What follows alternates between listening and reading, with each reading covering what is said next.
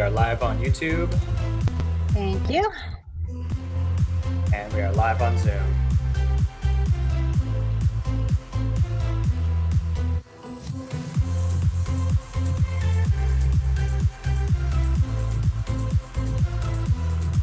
Good afternoon to everybody who's joining us today. We'll begin soon at 12:30. In the meantime, please introduce yourselves in the chat. Make sure to send it to all panelists and attendees.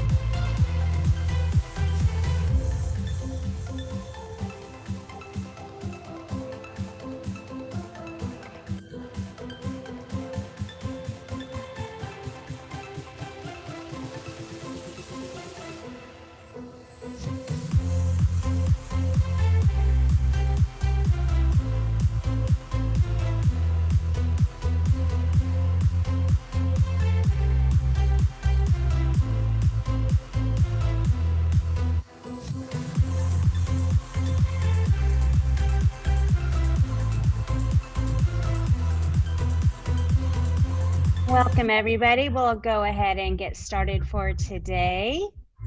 So I'm very excited. We have with us today, thanks for the music there. Okay, here we go. We have a very exciting session planned for you today. We have Stephanie Tague coming to us today from Santa Clara County Office of Education. She's coordinator for Safe and Healthy Schools, and she'll be talking to us about positive behavior supports, adaptations for creating community for the current context, focus on TK through grade 8. So she's a great person to be presenting for us today. Before I hand it over to her, I'd like to go over the announcements. First of all, recording of this event will be available to you afterwards as we send those out for you, and they'll be available on our registration website as well. Captions are available in this webinar, and they will be available in the recording too. You can click on the closed caption bottom there on the bottom of your screen. Your video and audio are automatically turned off today, so communicate with us through the Q&A and through the chat, and we will ask some questions along the way. I also know Stephanie has said that she will join us for our after debrief session, so if you'd like to continue the discussion today, we'll pop over there at 1:30. That'll be fun. And if you want to join our Facebook group or our LinkedIn group to discuss with fellow educators and like community-minded people, then please go ahead and follow those groups. So I'm going to go ahead and turn it over to Stephanie. Welcome. All right, thank you so much, Stephanie. Let me switch screens here. So great introduction. Yes, my name is Stephanie Tague, and I am a coordinator at the Santa Clara County Office of Education. Great to see in the chat so many of my colleagues from our local school district have joined today. My pronouns are she, her, hers, and if you ever need to get in touch with me, that's just PBIS@sjsu.edu. So to kind of ground us in thinking about forging ahead, given our current context, for a lot of us, we had this great plan at the beginning of the year, right? We were going to move along. We were going to either learn our craft or teach our students the standards, and it's just going to be smooth, although a slightly uphill bike ride.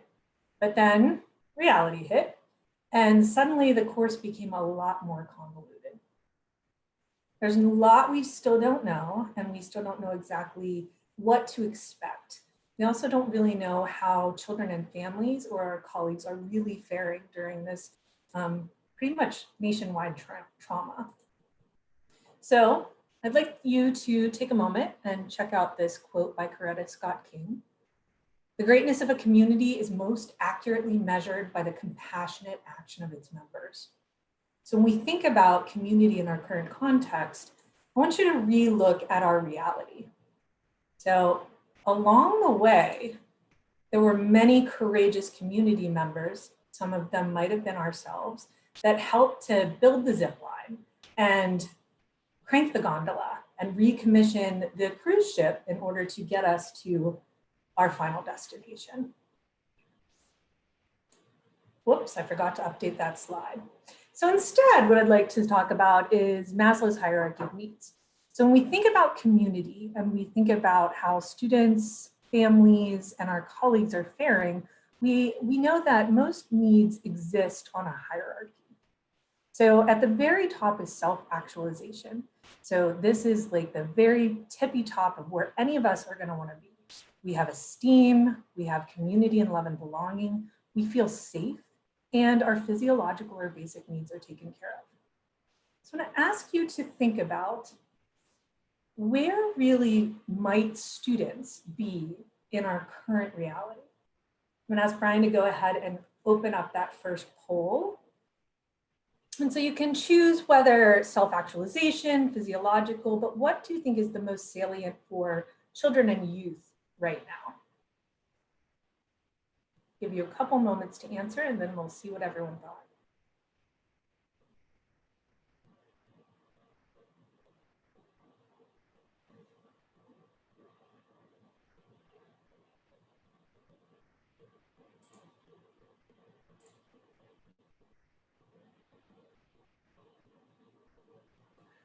Brian, are you able to show us the responses? Yeah, it looks like there's still a few trickling in. We're at 78% of the attendees have voted so far. So we'll maybe give it a few more seconds and then I can close the poll and show the results. Awesome.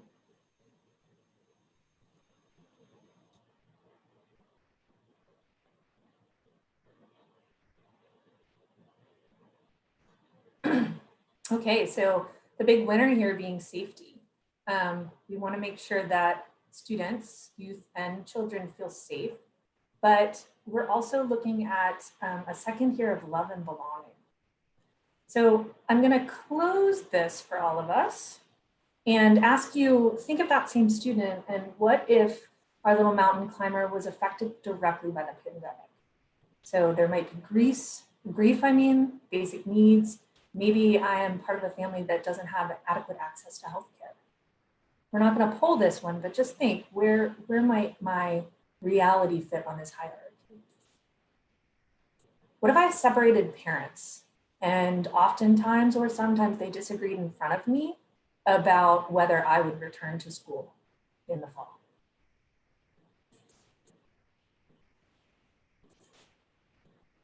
And what if it's a foster youth or a family that's temporarily doubled up, staying with a relative, or experiencing homelessness?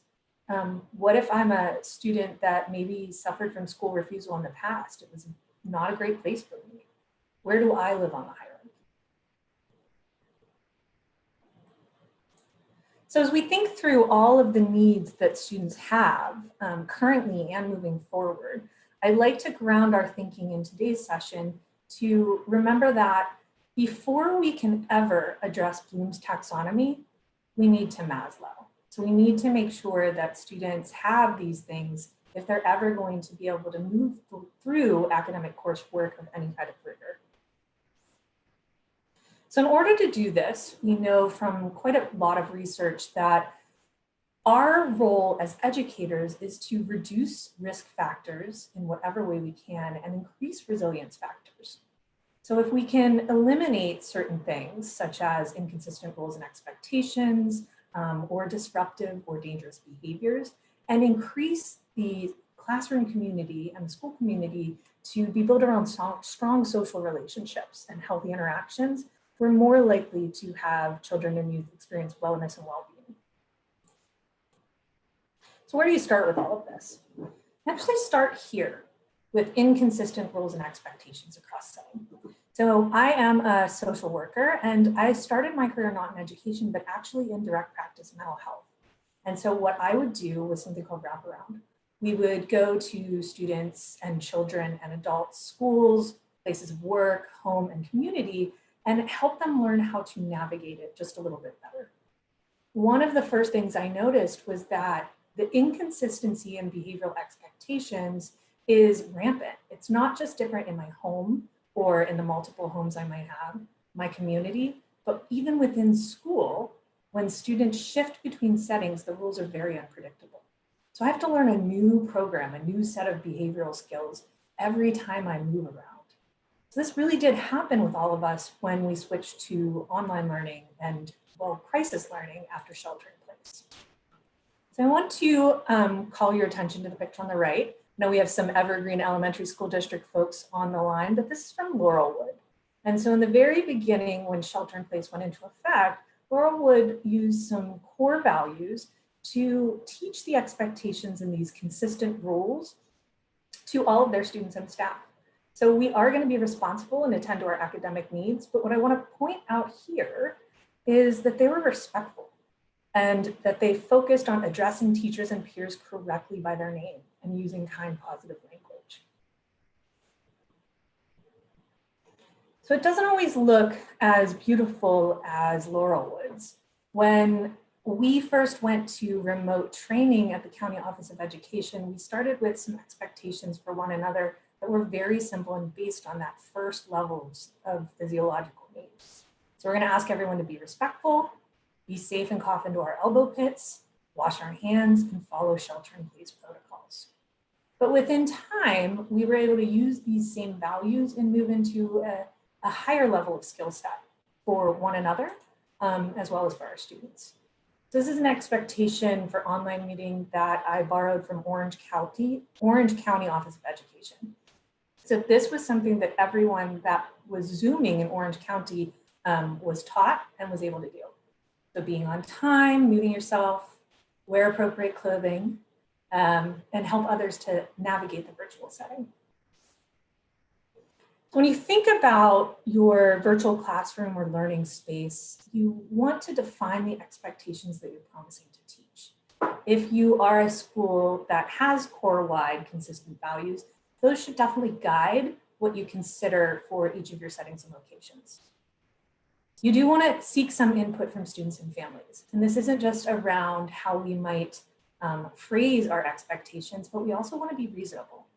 So if I am a student who is expected to find a safe, quiet place to engage in my distance learning, and maybe I live with multiple other people in a home and a safe, quiet place is just not an option for me, right? So I might want to think about being inclusive around those. The important thing to remember here is that you want to positively state your expectations. So for example, mute yourself when not speaking versus don't forget to mute.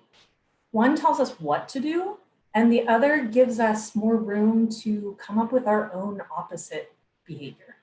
So what am I supposed to do instead of not forgetting? I could just mute. We also want to be clear and specific. So use academic language in the chat box versus no swearing. So I'm going to take an opportunity to practice with positively stating expectations and ask you to use the chat. In a few moments, Brian or Stephanie is just going to read off about 3 examples. But this beautiful sign is telling us to not take selfies with the fluffy cows. How could you positively state that and tell someone what to do instead? I'll give you some time to enter your responses.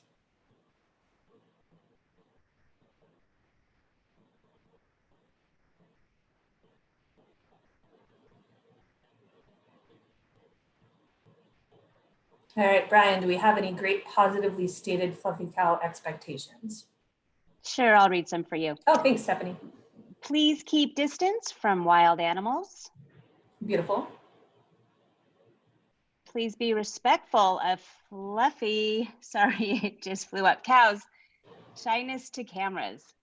Oh, lovely. Fluffy cows are shy, let them be. Oh, see, so a lot of different ways to phrase this in the positive when really what we don't want people to take selfies with the fluffy cows, but we really don't want you to be close to them at all. I'm going to show you a video. This is from Pleasanton Unified School District, Vintage Hills, and this was their weekly updates of how they're teaching these expectations to the students. So fingers crossed that this works. Woo! We just wanted to do a quick message and let you know that we're so, first of all, very proud of all of you. With under the circumstances we've dealt with, everybody has rallied and come together, and we're really, really proud of you. Don't forget, remote learning starts on Monday, March 23rd, so make sure that you're connecting with your teacher and that you are online. And if you need any help or support with that, then you can reach out to Mr. O'Brien or myself. And even email your teacher if you're not sure about something. Parents, we're going to be sending out a newsletter with some more information for you to look at and let you know that you're in good hands with not Allstate, but Vintage Hills.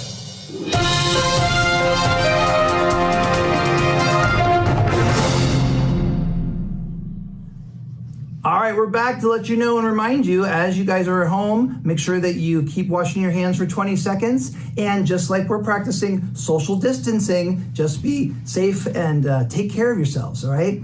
So we want you to keep that spirit alive. And we know that you're far away from your teachers and your friends, but we want to bring some spirit to you and let you know that through all this, you know that we're all in this together, right? So let's get into some spirit. Okay, right? Let's do it.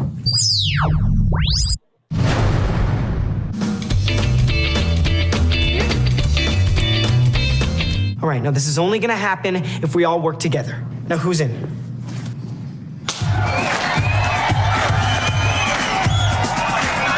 All right, so they do go on, and yes, the 6 feet is not just a little bit hard to see on camera, but I'm imagining that they couldn't get both of them on camera and still socially distance. So please give them a little bit of a break, and I'm grateful for the team at Pleasanton sharing that. So we think about setting these expectations. You want to be reasonable, equitable, and realistic. So we don't want to set ourselves up to have inconsistency. So if we set unreasonable expectations, we're not going to consistently be able to reinforce them. Additionally, and remembering, we want our expectations to be equitable.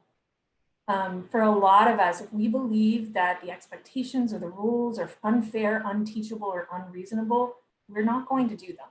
So we need to voice that and not set ourselves up for failure. And the third one, are you sure that this is actually an expectation or a rule?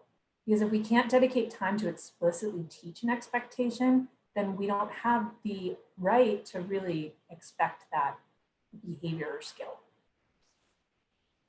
So another example from Evergreen Elementary School District. This is Quimby Oaks Middle School. And what they did was developed a teaching matrix for distance learning and technology use as well. So they have their distance learning and technology and all the little behaviors that we want students to demonstrate.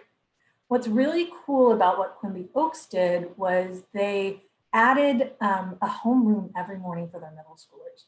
So they had a virtual homeroom that had topics like Motivational Monday or Thoughtful Thursday.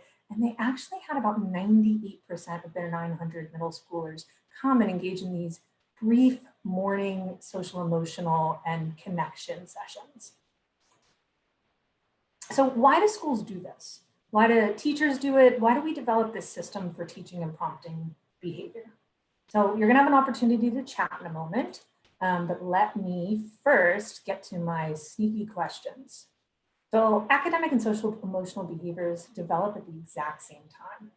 We also know, as I mentioned before, procedures and routines create structure and actually reduce anxiety, and that repetition is the key to learning any new skill.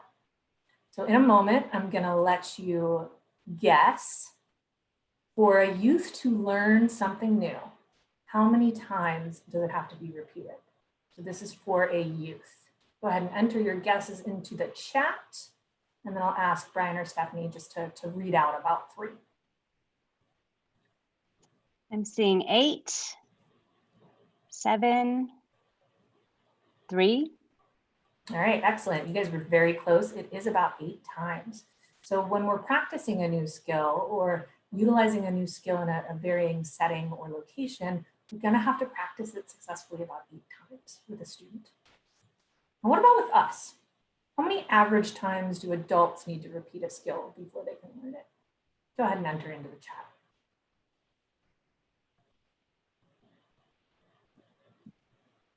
5, 3, 10. Beautiful. Okay, so we're a little bit more confident about our own ability, but it actually is, come on, 25 times. So our brains, remember, aren't as flexible as a young person's. So we're a little bit more fixed, and it takes us a little bit more practice to learn something. I'll give you an example. My husband has been diligently trying to teach me how to drive a stick shift, you know, just in case of the zombie apocalypse or anything like that. And I'm probably past 25 times now. I will say I haven't caused any permanent damage to the car, but I do need to keep practicing because it's a brand new skill. Right, for our last one, let's think about if a youth needs to unlearn an old behavior and replace it with a new behavior. So think of bad habit. Then the new behavior has to be repeated how many times?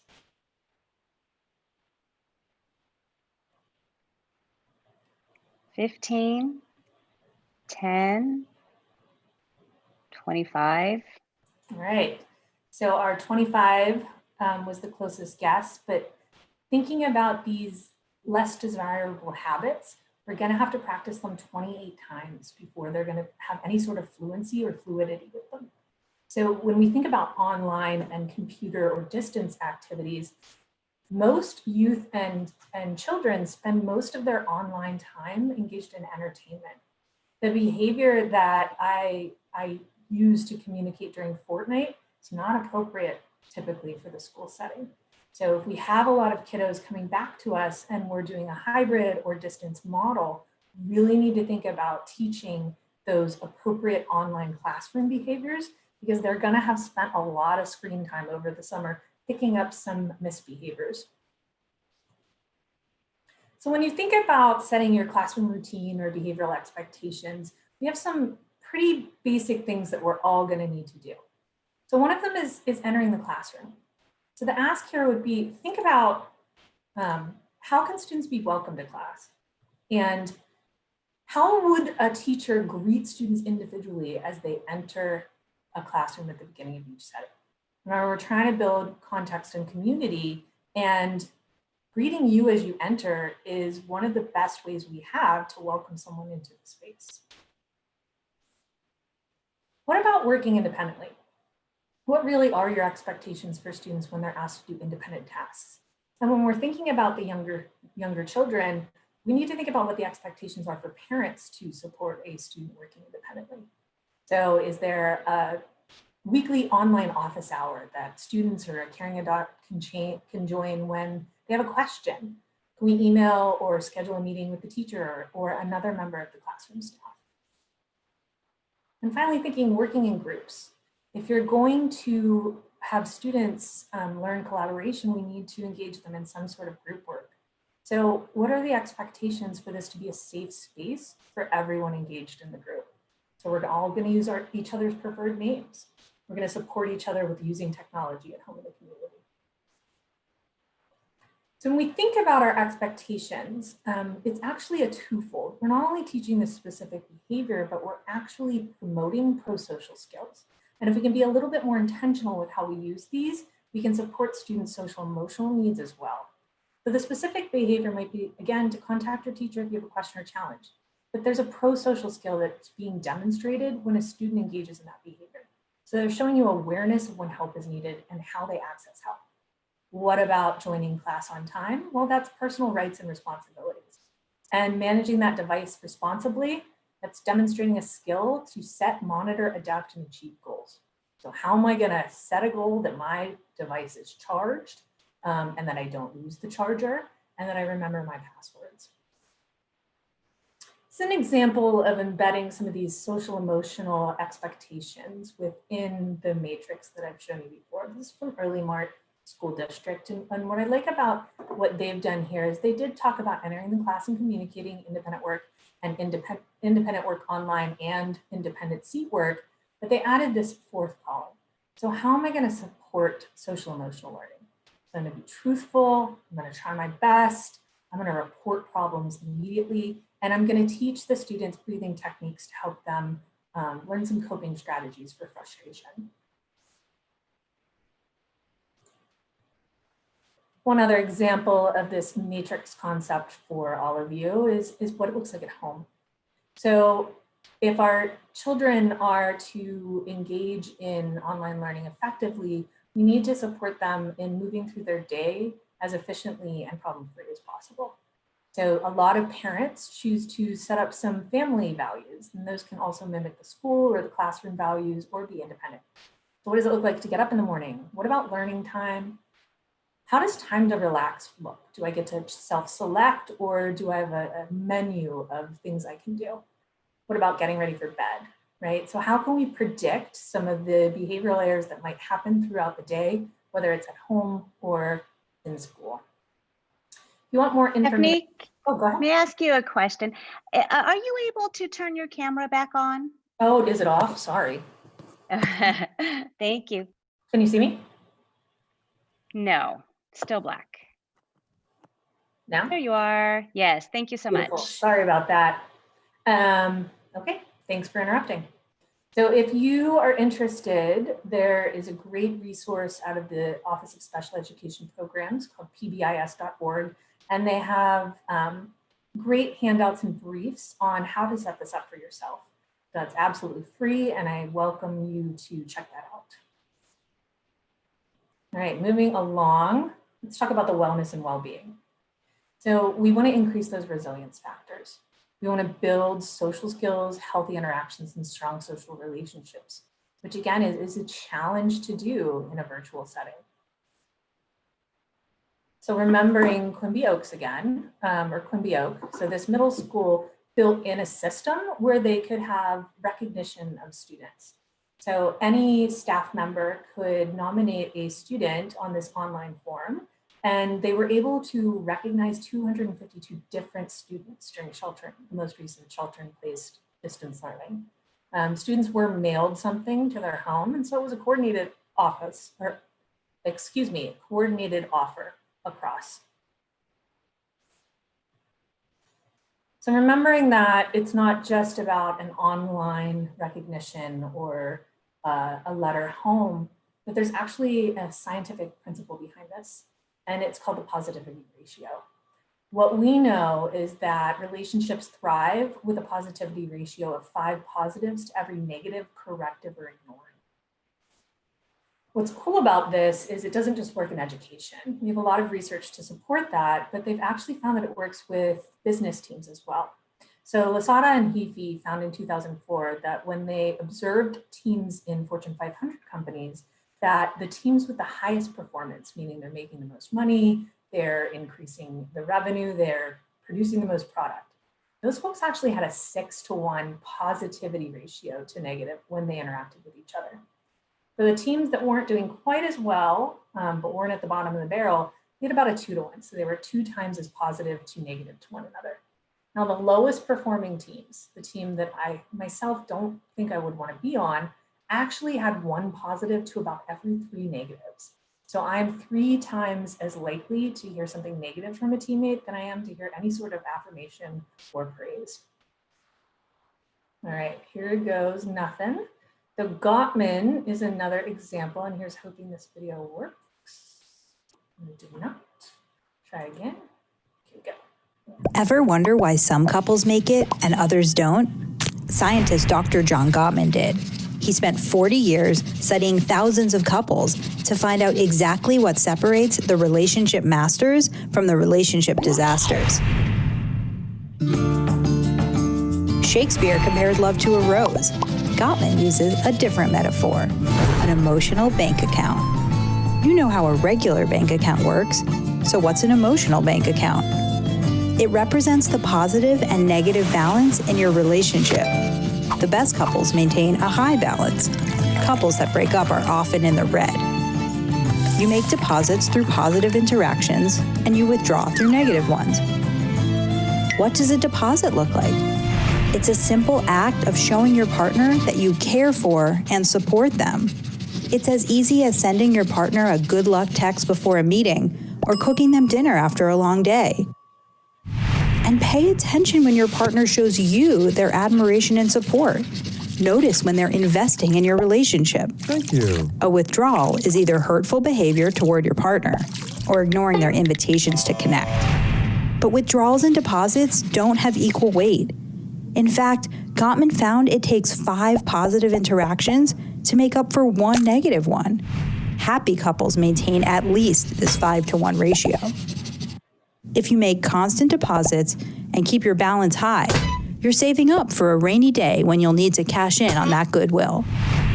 Gottman notes that small daily deposits, like asking your partner how their day was, is far more important than the occasional over-the-top romantic gesture.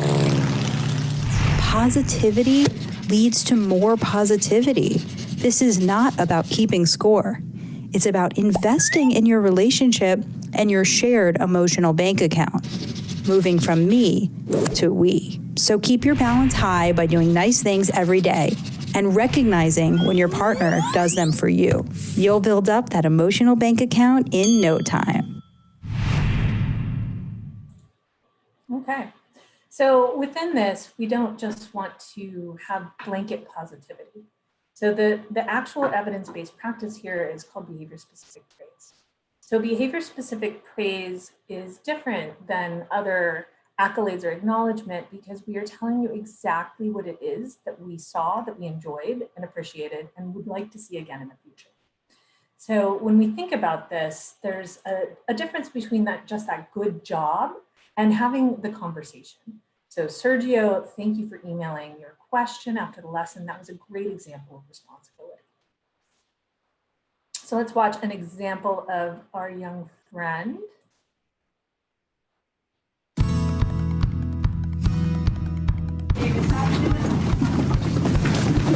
Thanks, sorry, great job.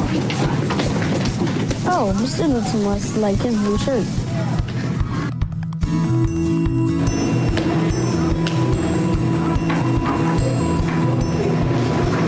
I like that. Why didn't Mr. Lutz like my blue shirt? Maybe he liked green better.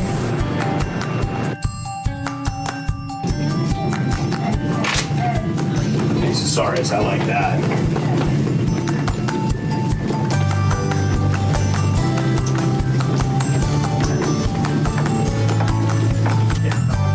Why didn't Mr. Lutz like my green shirt? Maybe he likes stripes better.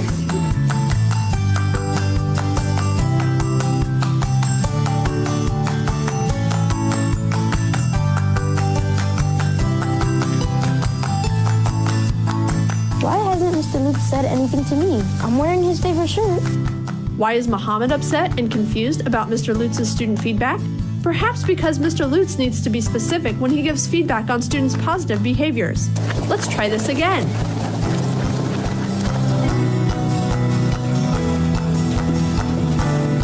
Sorry, it's a great job walking safely in the hallway. Good work.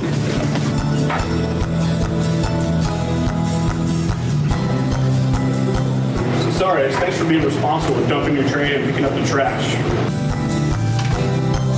Wow, sorry, thanks for opening the door. It's very respectful of you and your whole class.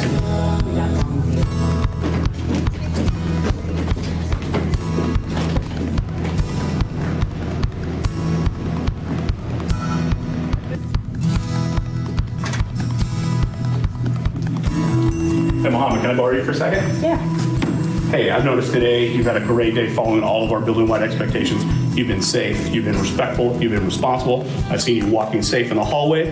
I've seen you picking up trash. I've also seen you holding doors for your classmates. We really appreciate it. Yeah. Being specific when giving feedback reinforces the teaching and learning of appropriate school behavior, increasing the likelihood it will happen again.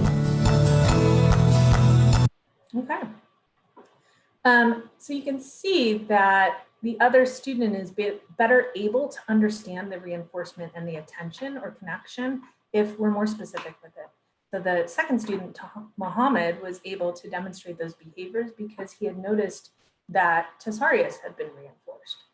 So when we think about behavior-specific praise, it basically has 3 components. So the first being that it's descriptive and specific. It identifies and describes both the student or student group, So you could always say table 4 or breakout session 3 and the behavior being recognized. And it's actually contingent. So this is important because one of the misconceptions around praise or acknowledgement is actually bribing. So I want to do it as soon as the student displays the behavior or as proximally to it, as opposed to trying to say, if you walk safe in the hallway, we will, et cetera, et cetera. I also want to make sure that it doesn't go too long, especially developmentally. Students don't really understand the action versus the reaction. Behavior-specific praise rates are delivered at that high frequency. So this research back in 2014 said that 4 to 1, so 4 behavior-specific praise statements to every negative or corrective feedback. If you could do 4 to 1, that's great, but we always strive for 5. So really thinking about this, there was a great research study by Clayton Cook and Grady in 2017 about the costs or benefits of increasing your ratio of positive to negative and using behavior-specific praise. So the teachers in this study all took a survey and they agreed that this strategy was reasonable, effective, and acceptable. Students actually engaged in 9% less disruptive behavior in classrooms. They were observed in classrooms where teachers were using the strategy, as well as classrooms where teachers were not using the strategy. So this decrease in disruptive behavior saved them about 5 minutes an hour or 75 hours of learning time a year. But the real gravy on this research study was that they looked at academic engagement or on-task behavior in these students receiving the intervention versus the ones that didn't. And they found that students were actually 22% more on task. They're academically engaged. This gave them about 200 more hours of learning each year. Kind of a big thing. So if you're curious about how these teachers track themselves, there is an app that is also free on PBIS.org. For the sake of time, I am going to skip showing you this little app, but I have it myself. And although I am not teaching at present, I do use it to give myself some reminders to give my husband behavior-specific praise. It really helps him to do the dishes. The benefits of behavior-specific praise are varied and immense, right? This is a low resource cost to a high leverage practice.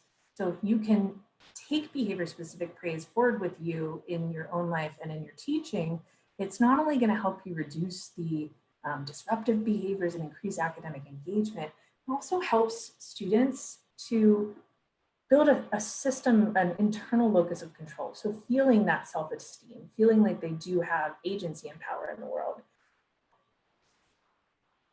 So another example of how you might be able to increase not only your own use, but also students' use of behavior-specific praise is to embed these types of activities into your exit tickets. So at the end of class, you might have students write in the chat a classmate they want to acknowledge, a question, something they're grateful for, or just a thought. So they have the opportunity and then they're prompted to give behavior-specific praise to one another. So again, this is building 2 core components of social emotional skills. It's helping the students learn relationship skills. So remember that resilience factor that we want to increase. It's also helping them to have social awareness. So it feels like we're all in this alone sometimes, but if I'm able to take the perspective of a classmate or my teacher, then I'm better able to build that awareness in my classroom community. So in moving forward, you really want to think about what behaviors do you want to see in a perfect classroom session. So is that listening when others are speaking or using the chat app option? You want to write these down. So you have those in your pocket as a reminder to support folks and acknowledge when we use each other's names or raise our hand. Use that list, post it in your virtual space, and give yourself a reminder as frequently as possible. So when we think about affirmation and behavior-specific praise, it is feedback to students, which is our role as educators. So it's not always going to be positive. Sometimes it might be corrective. So we want to use affirmation with all of them, but we want to affirm their behavior as opposed to praising them as people. So thinking of those like, you're a good girl. Well, that's actually talking towards someone's character but we want to say something like, wow, I really appreciated how you helped little Timmy access the Zoom. We want to be correct and direct in our feedback. We want to be calm and consistent. We also want to point out the process. When do I want my students to use my feedback to complete similar tasks in the future? So if I say something like, I really think it's important that we all use each other's preferred gender pronouns and preferred names in group work, then I need to pre-correct and prompt that whenever I send students to it again. So remember, guys, we're going to use respectful language by using each other's nicknames or preferred names. If you're not sure, ask your teammates. When you think about acknowledgement, this is an example from Milpitas Sinnott Elementary, and they also developed their online spaces expectations. So they're the wildcats, so they roar, and then they have these different expectations that students were taught. Our behavior-specific praise is an immediate or high-frequency acknowledgement, so we can use that as much as possible. It costs us nothing except a little bit of time, and again, it is a high-leverage practice. But we also might want to build into our system some intermittent or unpredictable. So that might be using an online spinner at the end of class or surprise homework completion. This is a great behavioral tool in your online environment because if you find that students are struggling to meet some of your expectations, you can make that the goal and you can be intentional of praising and picking a winner for students who are demonstrating. I also want to think about those long-term celebrations, so group-based. A lot of our memories of our own community happens around these gatherings or events. We no longer have that option for the time being. So how can you think about working together towards a common goal, such as online participation or a class-wide target of completing a number of books read or assignments? So that might look like a virtual dance party, a teacher talk, or any of the like. So this is an example from some of my friends back at the East Coast, and you could see that what they were doing was having a student of the month, and then they would bring the student a pizza dressed in their awesome costumes and of course wearing their masks. So this particular student wanted to donate her pizza to first responders. So that's pretty cool. And they actually all got together as opposed to just one Oscar the Grouch delivering the pizza. It's another example. This is an online spinner that is free. You can actually edit the fields. So you might use this for an intermittent reinforcement. I actually taught my sister to use it with my nephews. So when they earn however many points, then they get to spin it and they get a special activity that they choose for the family. So this might look like maybe you're going to have the student pick from a pre-selected approved list the songs that you might play at the intro or the exit, kind of like we saw great modeling of here today. Maybe we're going to let the kid pick from a selection of class games that we all get to play to have just a little bit of community building. You could choose the book that's read. Maybe you could create a virtual scavenger hunt. Or maybe you get to pick a virtual tour of a setting that we're learning about. All up to you. One more I'm going to show you. This is the teacher TikTok when the students finished all their work. Let me know if you can see it. Impossible, impossible, impossible, impossible, impossible, impossible. Okay, so again, just a little video, but that's what her students chose as their work completion incentive for the whole class. Other ideas that you might want to think about, and again, thinking through the entire system, maybe you'll have a positive phone call home. What a great way to reach out to a family and just highlight some of the positive things a student has done during the week. A lot of parents actually cringe when they find communication from educators because we tend to only tell them what kids are doing wrong or what they've neglected to do. Let's call them and tell them how great we think their kid is and how glad that we're able to share in this child's educational experience. What about being recognized during an announcement? Maybe I do a morning homeroom where we do these activities and maybe I'll recognize some amazing things that particular students have done. I could do a virtual lunch with the staff. I could maybe pick that my teacher talks in a funny voice or wears a funny hat. The world is your oyster here, but thinking that we want to choose these kind of reinforcers or incentives to be things that help us to build our community. I also don't want to neglect to mention that for what we do for our students, we need to think about how we can acknowledge staff as well. How do we maintain our relationships across adults in the school community? We recently hired a new person on my team, and I can tell you this, it's strange onboarding and having someone join a team without meeting face-to-face. So when we think about the number of new staff you might have at a school campus, how can we continue to overload those appreciations? There are a lot of community resources and local businesses that will donate little trinkets or coffee or gift cards that you can use. But you could also think of some incentives like a mascot trophy. So maybe the principal or a key person presents it and models how it's done, says what the winning staff member did. And then after that, each winner is going to pick the next person to give the trophy to. I have a school I work with that's the Huskies, and the Husky actually wears a little notebook around. And so they can write the amazing things. And each year they start a new notebook. You do the staff meeting game. So each winner works with our greater content level team to create a 5-minute game, and you practice at your own meeting. So just thinking about those different ways that we can continue to learn and support one another. All right, I actually ended a little bit early, but when you think about your positive interactions, my ask for all of you is just make a plan. How are you going to define your expectations? And are those expectations actually teachable? And how will you acknowledge students for demonstrating positive social skills? So what are your plans for making sure you have a pocket of these community building activities as soon as education resumes? So I am sorry, Stephanie, that I went too fast, but. Oh, it's fine. We have a few questions to ask you if you have a few minutes. Cool. Yeah, okay, so from the Q&A, curious, how does building a school culture of respect, trust, and responsibility factor into building a positive learning environment for students? Are the students involved in this creation? I think you need to involve the students as much as practicable, and also thinking a little bit about what the developmental age is.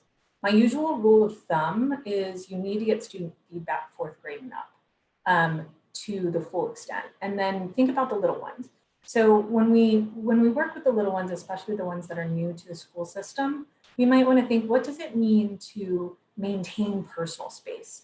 This has always been a challenge for anyone that's worked with TK, kinder, 1st grade.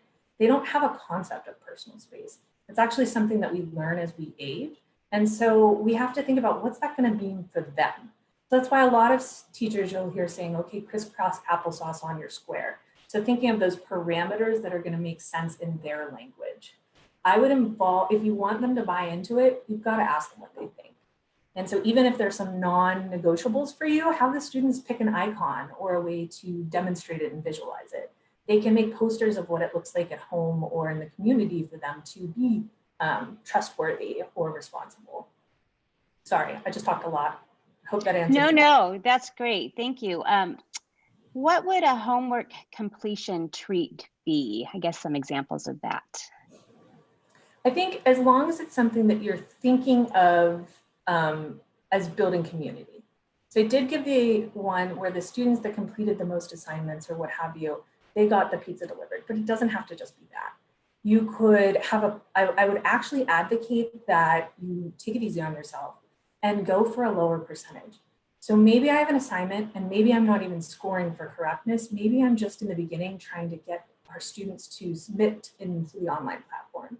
So if I have 30 kids, I'm going to say, if we get 70% of us to submit this on time, we're going to spin the wheel and get a prize. And it might be that we're going to play alphabet bingo, or it might be that we go on a virtual tour of the Louvre, or whatever makes the most sense within your curriculum. Great, thank you. Kind of going back to an age recommendation, at what age would you recommend students to set their own goals and monitor their own progress? That's a tricky one. I think all kids can set their own goals. I think that the younger they are, the more we need to scaffold progress monitoring. So if you'll think about even when you were a kid, there were goals all the time, like brush your teeth every day.